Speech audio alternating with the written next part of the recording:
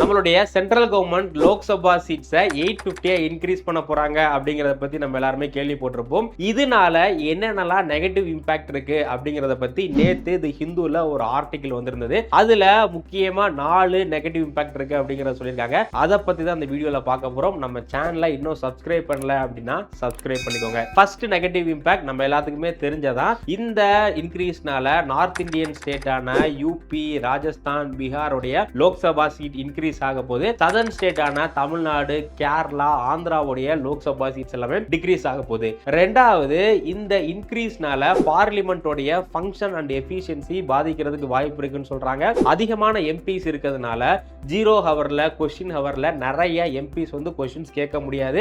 அதனால பார்லிமெண்டோடைய எஃபிஷியன்சி வந்து பாதிக்கப்படும் அப்படிங்கிற மாதிரியும் சொல்றாங்க. மூணாவது முக்கியமான நெகட்டிவ் இம்பாக்ட், இப்போ லோக்சபாவுடைய சீட்ஸ் மட்டும் தான் இன்க்ரீஸ் பண்றாங்க. ராஜ்யசபாவுடைய சீட்ஸ் வந்து இன்க்ரீஸ் பண்ணல.